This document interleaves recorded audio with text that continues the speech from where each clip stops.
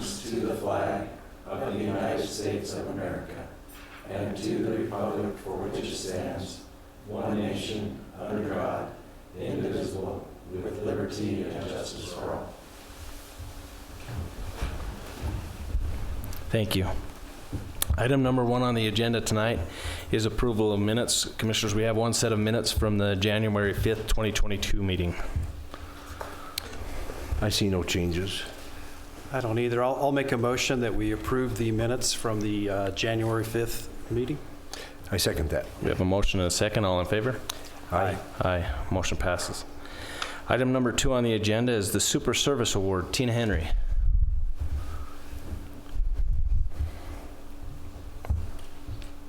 Hello, Commissioners. So the last 25 minutes I have got to spend with this person because he showed up a little bit early. And I will tell you that I have been to his food truck to have his tacos. I've never had his tamales, but now I'll be ordering those by the dozen. But just what a very special and nice person that he is. The person that nominated said, Angel is always working on something and always has a smile on his face. He is a jack of all trades, and if you need help with something, he'll be there. He's always pleasant to be around and makes delicious food. So our January Super Service Award goes to Angel Bila from Angel's Craving and Helper. Did I say it right?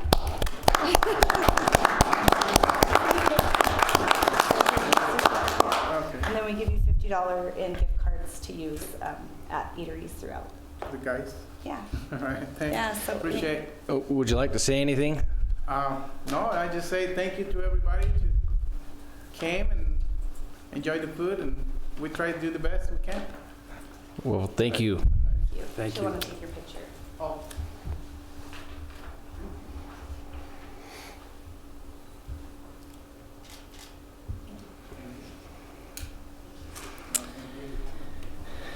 Item number 3 on the agenda is Helper Saturday Vibes. Allie.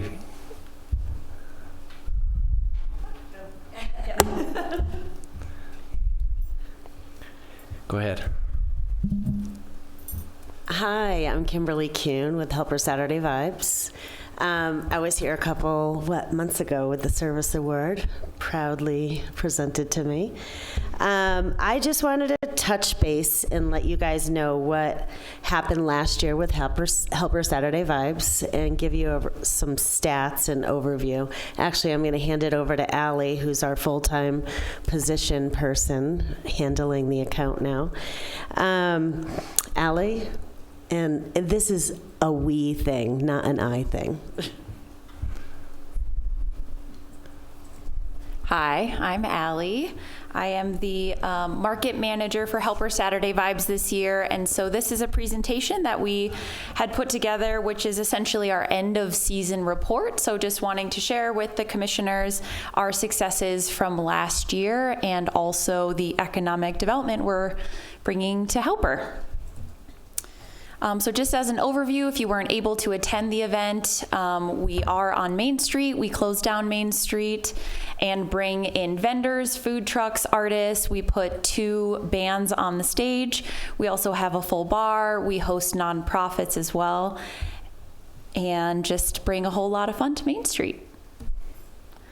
Last year, we did take some demographics of our attendees, which we found to be very interesting. 61% of the attendees live in Carbon County, 24% live outside of Carbon County, but in Utah, and then 15% of attendees, 66%, 20%, and then 13% live outside of Utah. So we had a 13% draw from outside of Utah, which we thought was just so interesting.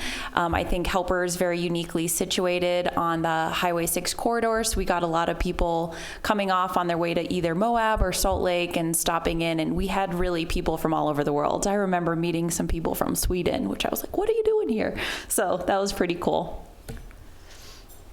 In regards to our stage, we ended up having 7 events in 2021. We were slotted for a total of 8 events. Unfortunately, due to the Bear Fire, we had to cancel our June 12th event. So we did have 7 events in total. We put 14 bands on the stage, and we definitely try for each event to have one local band and then one band that's out of the area as well. With our vendors, we had 50 total vendors this year, which we are so proud of. 3 different farms, 5 nonprofits, and also Main Street merchants that chose to have a booth presence on Main Street as well. And we also brought in 8 different food trucks this year. This is just a little bit of information about our vendor relations. So our application process is through a third-party system called Manage My Market. Our management is all done using local staff, and we keep a constant contact database to keep in touch with everybody. And we recruit with artists, so trying to bring in new and existing vendors to the area, and also promoting them on social media. And our biggest thing is business incubation.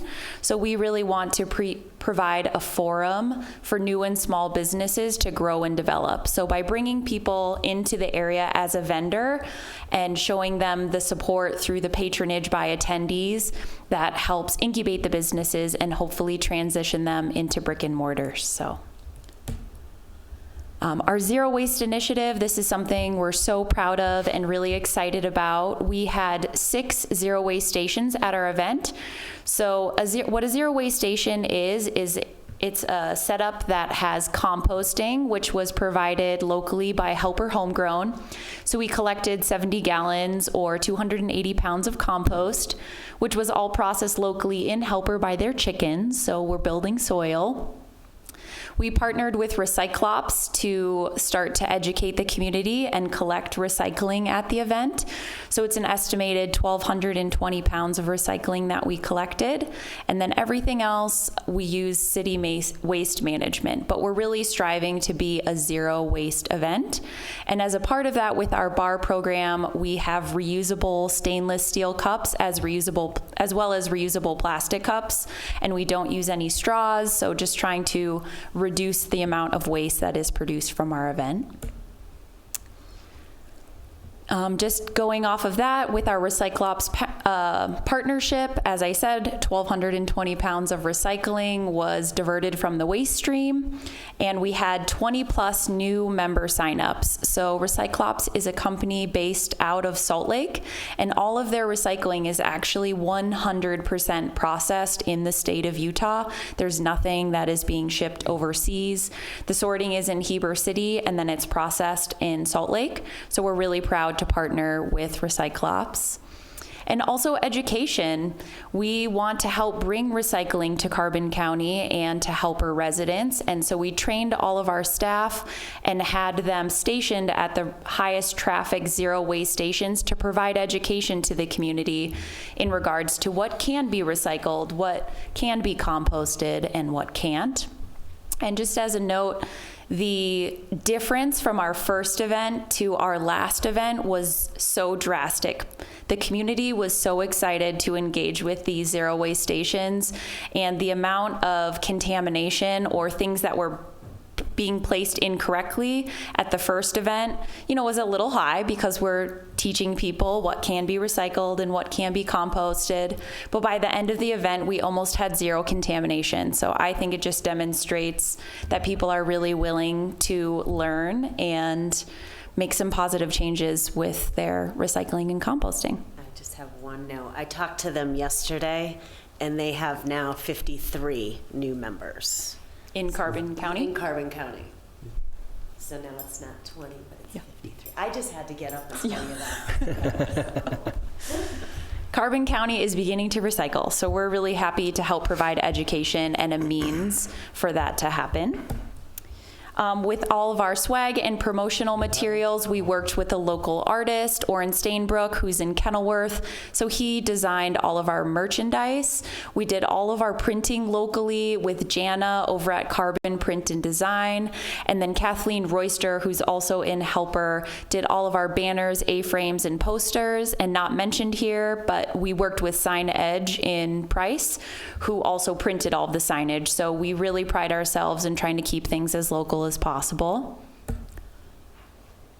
On that note, for our team, we created 24 part-time and seasonal jobs, which we are also very proud of, and looking to do the same for 2022. So we provided what we believe to be living wages. So our starting rate was $12 an hour, and that would range from anywhere from the $12 to $20 an hour. And we also provided a lot of training around event logistics and production, community relations, emergency procedures, first aid, the zero waste education that I had spoke to earlier, and also really creating and continuing to work very closely with Helper City. We couldn't have done it without the Helper City staff. They closed down Main Street, and they helped us with the setup and breakdown of some tents in the park, and so just really continuing to develop strong relationships with the city. In regards to marketing, we spent just under $11,000 on marketing, all locally. So we work with ETV News, so running a banner on the front page of the paper, AJB Broadcasting, Castleview Broadcasting as well, doing exclusive interviews and radio ads, also social media, and then just printing posters. So really just trying to get the word out to bring people in to Helper Main Street to help support both the vendors that we're bringing in and the existing businesses. These were some of our sponsors that we worked with in 2021. Many of these will be carrying over into 2022, plus some new ones, so we're very excited about that. And most importantly, we felt that it's important to note that we are generating tax revenue as well for the vendors on Main Street. So this data was collected, I'm not sure actually the date, I believe this is from November. But this is the preliminary amount of tax, so $573 generated for Helper City. And so this is really the special event tax. This doesn't encompass the Airbnbs that were booked, the money that was spent at the restaurants in town or local businesses. This is exclusively the vendors who came and participated on Main Street. And so we're just very excited to be bringing additional tax dollars into the county and into Helper City. So this is kind of just an annual recap, and just wanted to keep you all up to date on the good work we're doing over in Helper. Thank you. And so, just a side note, it does say that it'll be updated in April for the tax. So we're excited to get that bigger number. Great. Do you have any questions? No, I really appreciate what you guys are doing up there. Helper is just a cool little town. It's changed a little bit since when I was young, but it's really neat to see the different things that are going on up there. So thanks for all your efforts there. Thank you. Yeah, thanks for your enthusiasm. It's infectious. Those that are around you, I'm sure, gain from it, and there's an elevating feeling in the community, and a lot of it comes from Helper. Thank you for helping with that. Thank you. Yes, thanks for choosing to come here and help. So thank you. Yep. Well, we're both now proud Helper homeowners, so we're excited to be here full time. Thank you very much. Thank you. Thank you. That's exciting. And I will excuse myself. I'm going to go volunteer with some 4-H kids now. So. Thanks again. Thank you for doing that too. Item number 4 on the agenda is consideration of possible adoption of ordinance number 553, a change to the Carbon County zoning map from mining and grazing to R-1-20K located on parcel 2-1099 near 350 North Fairgrounds Road for Vaughn Olsen. Todd, do you want to explain this one a little bit?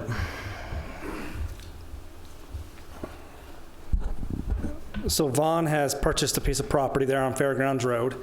Currently, it's mining and grazing. He's looking at doing a multi-lot subdivision. Right now, he's trying to squeeze in 6 lots, and it looks like that they'll fit.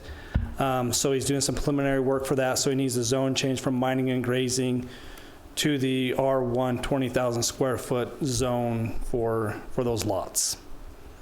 And so is it typical that we do some zone changes from mining and grazing to residential? Does that ever come up?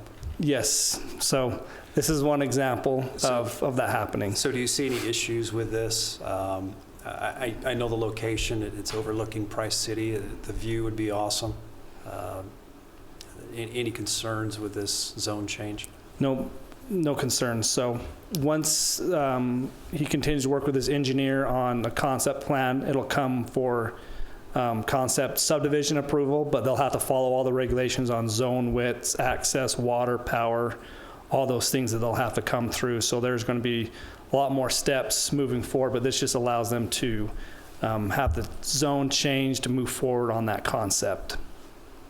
And I know Mr. Olsen, too, has talked to the neighbor to the west and kind of shared some conversations there and plans, and I think that's ideal. That's how it should work. Yep. So. Okay. Any other questions? I have no questions. Jeff Richens from Prywide had, I think, some things that he wanted to clarify on that parcel.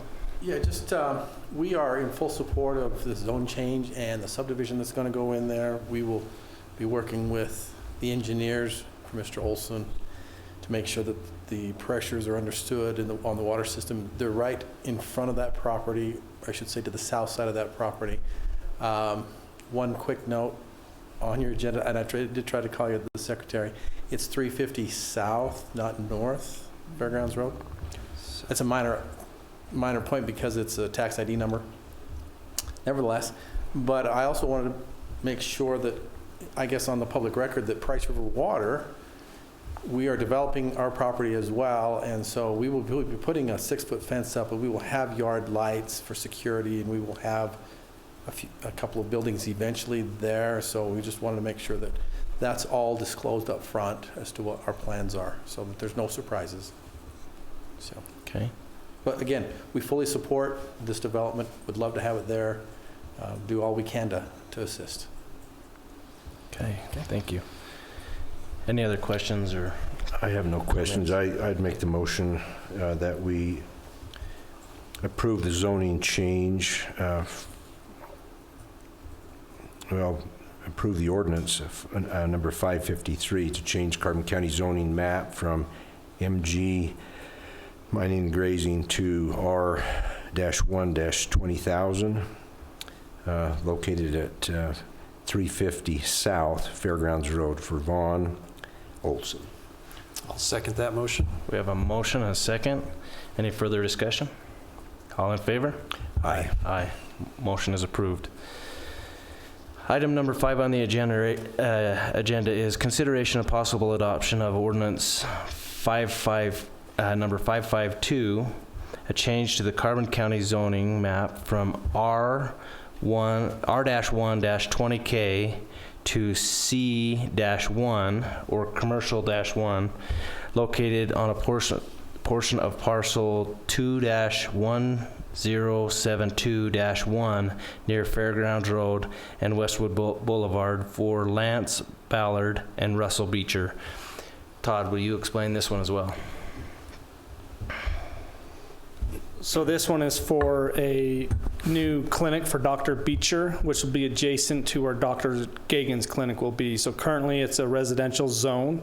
So they're changing that portion to a commercial zone for a doctor's office. And they'll access off of Fairgrounds Road onto his property. So. Okay. Any other questions? Any questions? No questions on it. I don't have any questions. I'll go ahead and make a motion that we adopt ordinance 552 to change the Carbon County zoning map from R-1-20K to C-1, located on a portion of the parcel 2-1072-1 near Fairgrounds Road and Westwood Boulevard for Lance Ballard and Russell Beecher. We have a motion. I'll second that. Any further discussion? All in favor? Aye. Aye. Motion is approved. Item number 6, you might as well just stay there. Consideration of possible adoption of Ordinance 554, annual amendments to the Carbon County Development Code. Do you want to explain the changes that are being proposed here? Yes, so in section 6 of our development code is for subdivisions. So we made a couple of changes there. One of those is changing the procedure to approve subdivision with 2 lots or less. We get a lot of 1-lot subdivisions or 2-lot when they split off some farm ground, and they want to put, the son or daughter or grandson wants to put a house, on the family farm. So we thought to make the process a little more quick and easy is to follow the same guidelines, the water requirements, sewer, septic requirements, road access, fire hydrant location, all of those things. And if they meet all those requirements, allow myself as the planning director to sign those subdivision plats. That helps them to move forward quickly. We don't have to come to planning commission, and they meet all those same requirements. It's just for 1 or 2 lots if they split it in half. So that's the first proposed change.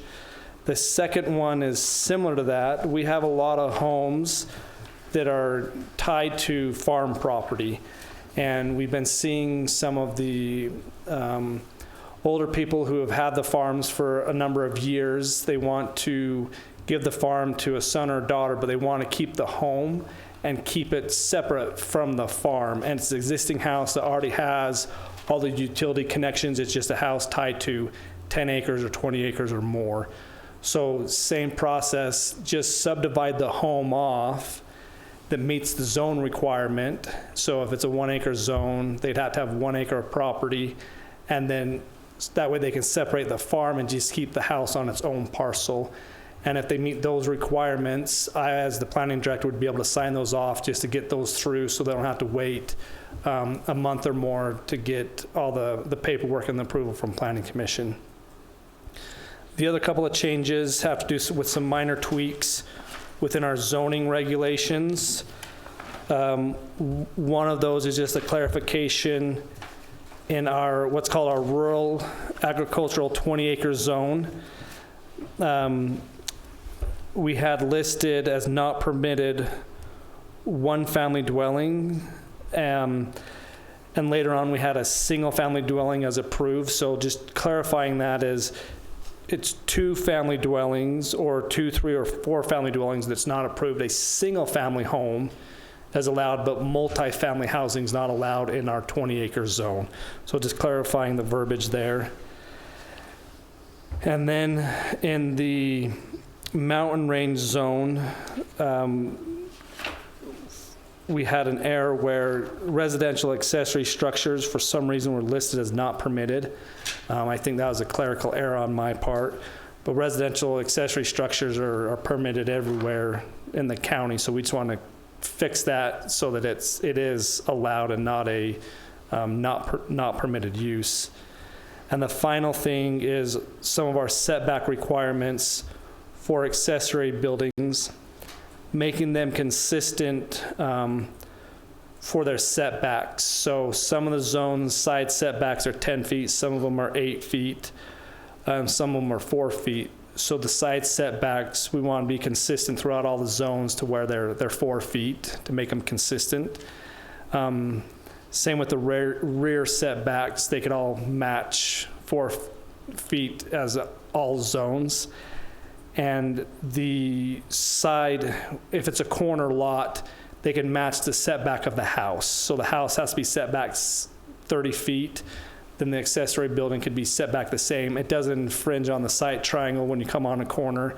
They just match the same distance as the house setback.